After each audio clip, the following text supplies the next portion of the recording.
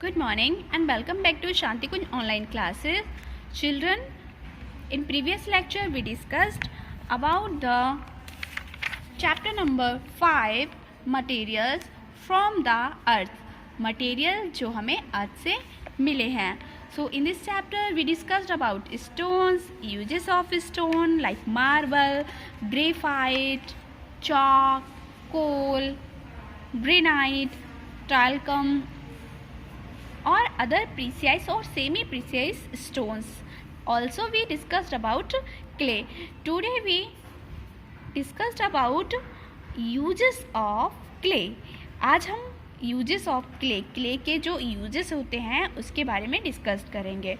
Okay first one is making pottery. तो हम pottery बनाने में क्ले का यूज़ करते हैं. पॉटरी का मीन्स होता है बच्चों जो क्ले से बने हुए बर्तन होते हैं, लाइक घड़ा हो गया, दिया हो गया, इस टाइप के जो बर्तन होते हैं मटके, तो इन्हें हम पॉटरी कहते हैं.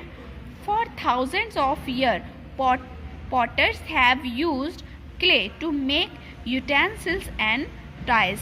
तो बहुत साल पहले की बात है, हजारों वर्ष पहले जो पॉटर्स होते थे, पॉटर्स कौन होते थे? जो मिट्टी के बर्तन बनाते थे, जिन्हें आजकल हम कुम्हार भी कहते हैं. तो वो क्या होते थे कि वो मिट्टी के बर्तन बनाते थे जिन्हें यूटेंसिल्स कहते हैं, और उनके टॉयज़ यानी खिलौने भी बनाया करते थे. Clay is first moulded into various item. तो पहले क्ले को क्या करते थे, हम बहुत सारे मोल्ड होते थे उनमें डालते थे, और then the item are baked in an oven called a clean.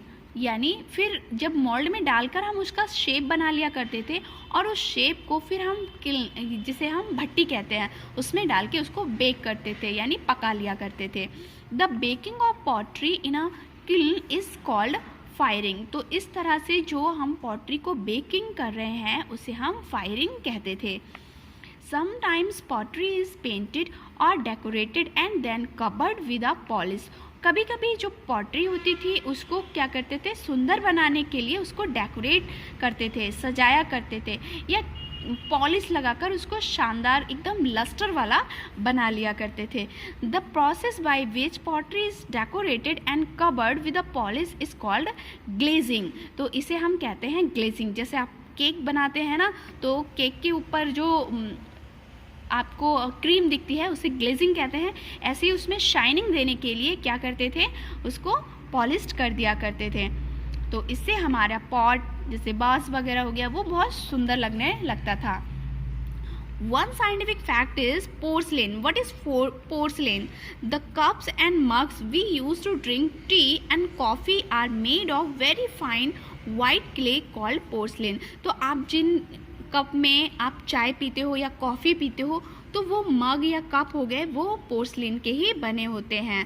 Porcelain is also popular known as china clay. तो पोर्सलिन को हम चाइना क्ले के नाम से भी जानते हैं, जिसे चीनी मिट्टी भी कहते हैं हिंदी में. Because the Chinese were the first to use it for pottery. क्योंकि इसे चीनी मिट्टी इसलिए कहते हैं, चाइना क्ले इसलिए कहते हैं क्योंकि जो चाइनीज़ लोग थे तो पहली बार उन्होंने ही पॉटरी का यूज़ किया था.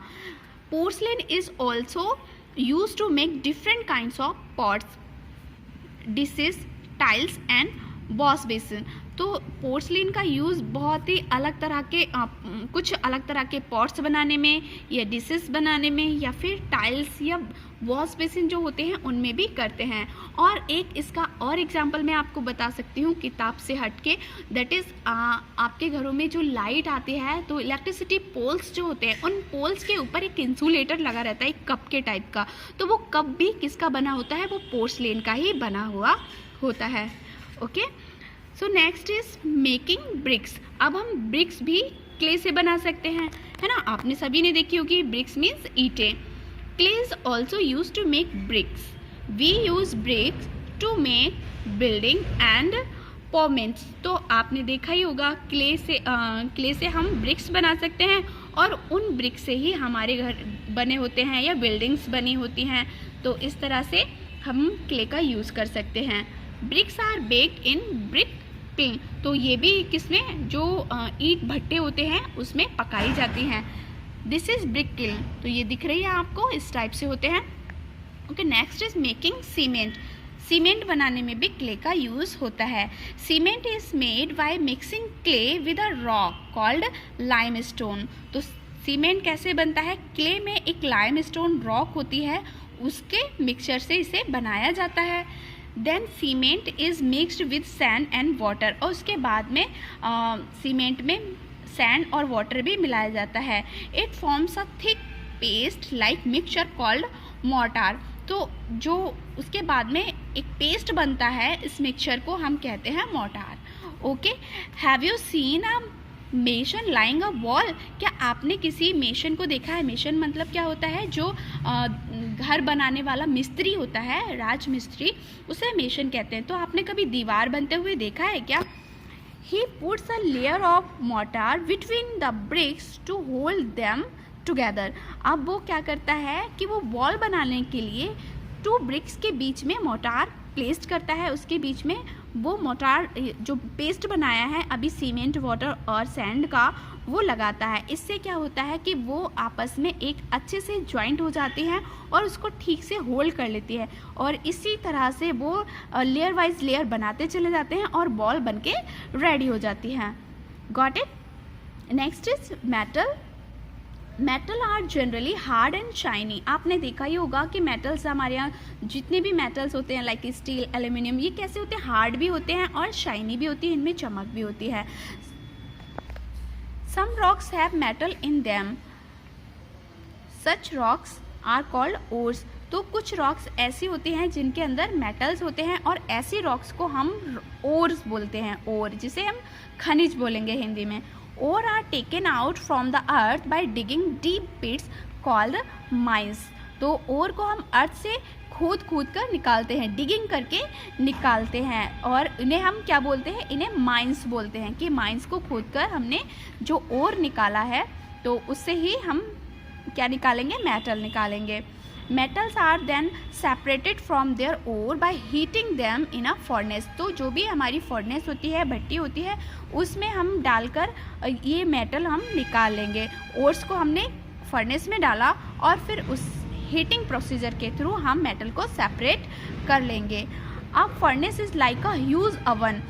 फर्नेस क्या होता है? एक बड़ा सा अवन टाइप से होता है, ह्यूज अवन होता है, which can be heated to very high temperature, जिसे बहुत ज़्यादा टेम्परेचर पे हीट किया जाता है। The metal melt into liquids inside the furnace. फिर क्या होता है कि जो हमारा ओर था वो अब क्या होने लगेगा? मेल्ट होने लगेगा, और उसके अंदर जो मेटल है अब वो भी क्या हो जाएगा? मेल्ट हो जाएगा।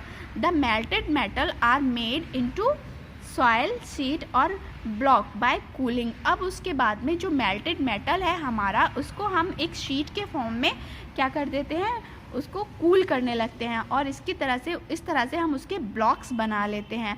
Metals can also be beaten into thin sheet और drawn into very long wire. अब हम जो मेटल होते हैं उससे हम बहुत सारी चीज़ें बना सकते हैं, है ना? उससे हम लंबे लंबे वायर्स भी बना सकते हैं, उससे हम सीट भी बना सकते हैं, और उसके बाद में हम उसको असेंबल करके और भी बहुत सारे अपने रिक्वायरमेंट के अकॉर्डिंग चीज़ें बना सकते हैं, लाइक बॉक्स हो गया, है ना? तो इस तरह से they can also be moulded into various shape. इसको हम बहुत सारी शेप्स में मोल्ड कर सकते हैं। सो चिल्ड्रन, नेक्स्ट वीडियो में हम इसके आगे की स्टडी करेंगे। अब आपको करना है होमवर्क, और होमवर्क में आपको करना है डिफाइन द फॉलोइंग टर्म्स। तो इसमें मैंने आपको मार्बल स्टडी कराया था, ग्रेनाइट, ग्रेफाइट, चॉक, कोल, टॉलकम, पोर्सलेन, लाइमस्टोन। तो आपको इन सब में 2 लाइन्स कंप्लीट करनी है।